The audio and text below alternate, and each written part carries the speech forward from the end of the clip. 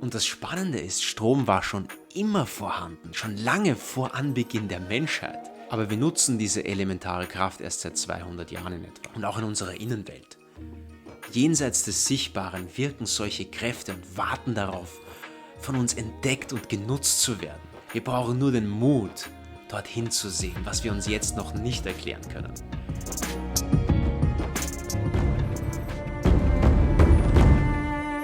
Eine verblüffende Eigenschaft von uns Menschen ist, dass wir viel über unsere äußere Welt lernen und wissen, aber sehr wenig über unser eigenes Selbst. An manchen Tagen sind wir wütend, traurig, gereizt oder auch überglücklich. Oder wir fühlen uns aber schwach und unsicherer als sonst, ohne eigentlich zu wissen, warum.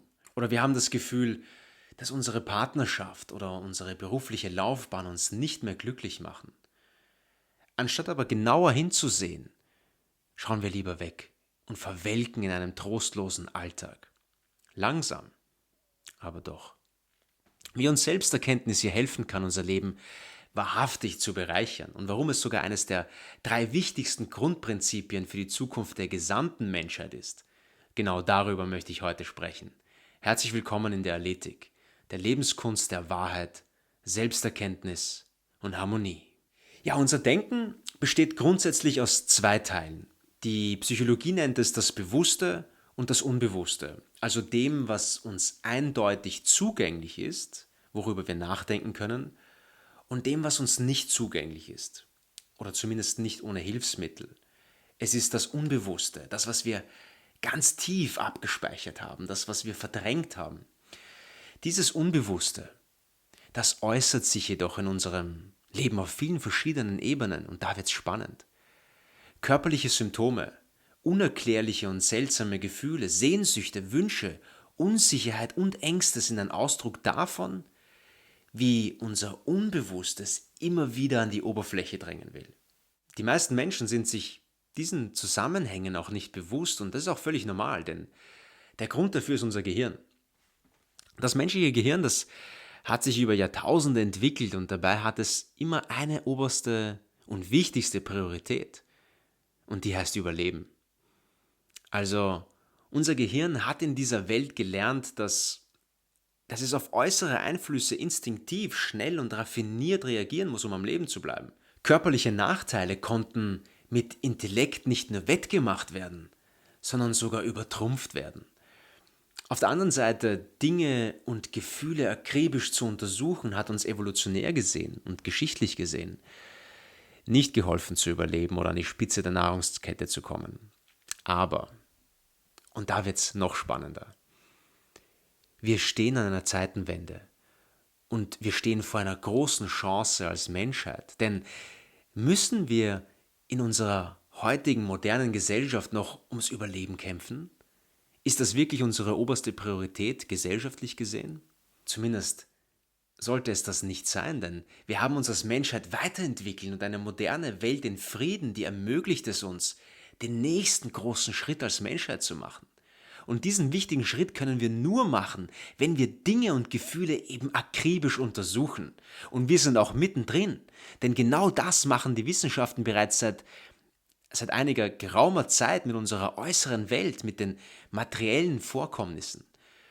Also wir haben diese Dinge gründlich und eingehend untersucht und dabei eine Fülle an Erkenntnissen gewonnen, die es uns ermöglicht haben, unsere äußere Welt auch erheblich zu verändern. Und ein solches Potenzial zur Entwicklung, das liegt auch in unserer inneren Welt, in den nicht sichtbaren Dingen. Und wir werden auch hier enorm davon profitieren können als gesamte Menschheit, aber auch jeder einzelne von uns. Und ja, es gibt Wissenschaften, die sich mit den inneren Welten bereits auseinandersetzen, wie Geisteswissenschaften, Psychologie, Humanenergetik. Aber wir haben in unserer Gesellschaft weitaus mehr Forscher, die an der äußeren Welt forschen und entwickeln, als an unserer inneren Welt. Und dadurch entsteht einfach ein Ungleichgewicht in unserer menschlichen Entwicklung, nämlich zwischen äußerer und innerer Entwicklung. Und dieses Ungleichgewicht, das macht sich auch überall in der Welt bemerkbar. In der Ausbeutung der Natur, in grausamen und kriegerischen Konflikten, aber auch in unseren tristen, ungesunden und unglücklichen Alltag. Hier beuten wir uns nämlich selbst aus.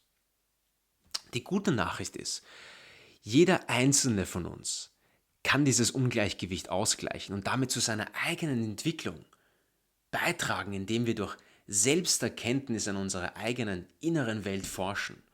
Wir haben nämlich zwei Möglichkeiten. Die Option eins ist Stillstand. Also wir glauben wie es uns geht, wie wir uns fühlen, wie unser Leben und die Welt so aussieht, was uns geschieht und wo wir Schmerzen haben, das ist reiner Zufall.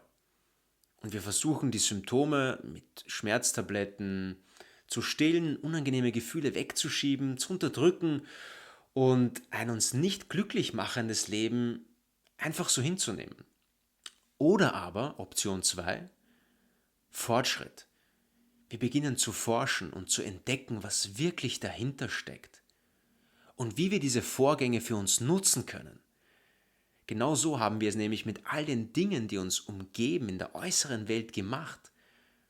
Und dadurch haben wir uns auf die nächste Entwicklungsstufe katapultieren können. Feuer zum Beispiel. Vor der Entdeckung des Feuermachens und bevor wir es unter Kontrolle gebracht haben, haben wir uns davor gefürchtet. Wir sind dem Feuer aus dem Weg gegangen. Wir haben es nicht verstanden, vielleicht gelöscht und versucht es zu verhindern, bis wir diese Kraft für uns genutzt haben.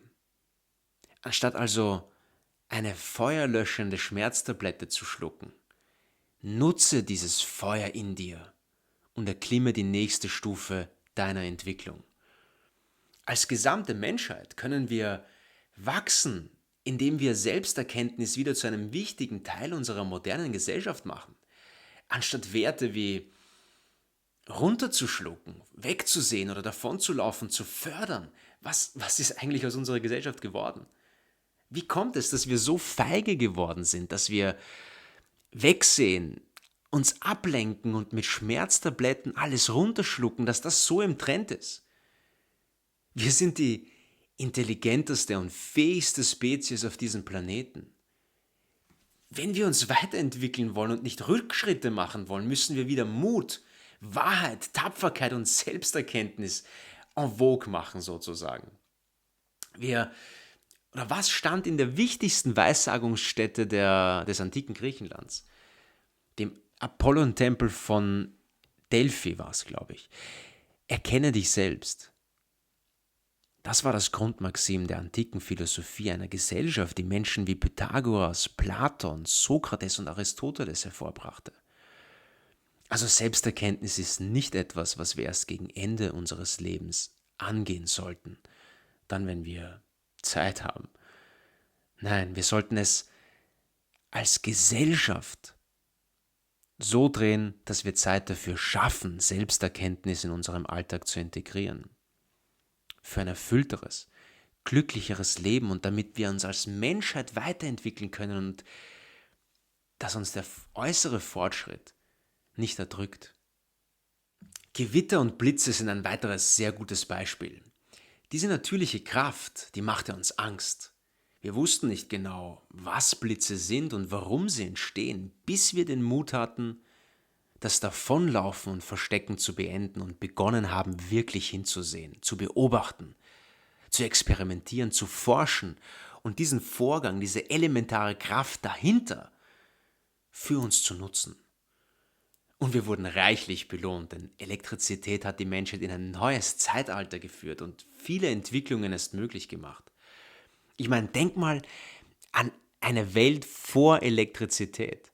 Ich meine, wir können uns das gar nicht mehr vorstellen heute, ohne Elektrizität.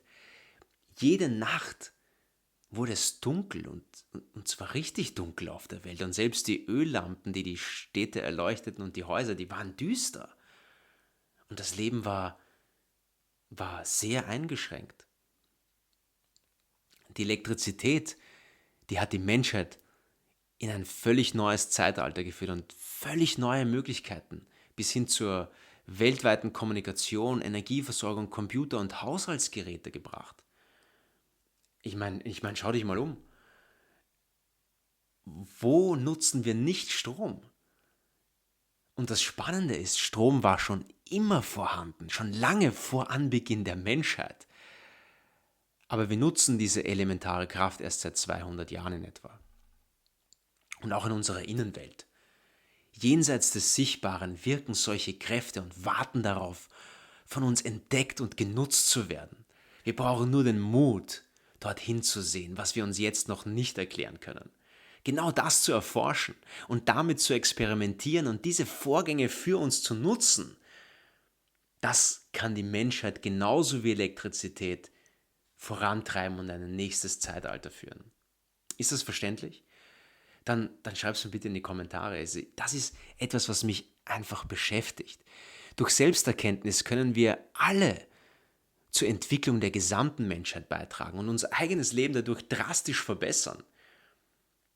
Wie genau wir durch Selbsterkenntnis unser Leben verbessern können, darüber werde ich ein eigenes Video machen, sonst wird es hier einfach zu lange. Aber ihr könnt gerne schon mal in die Kommentare schreiben und wir können uns gerne austauschen. Falls ihr mehr zu diesem Thema erfahren wollt, abonniert jetzt den Kanal und aktiviert auch die Glocke.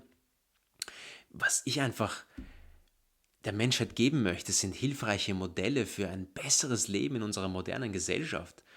Und ja, wenn du mich dabei unterstützen möchtest, dann freue ich mich, wenn du diesen Kanal abonnierst und das Video likest. Und ansonsten gibt es nur noch eines zu sagen.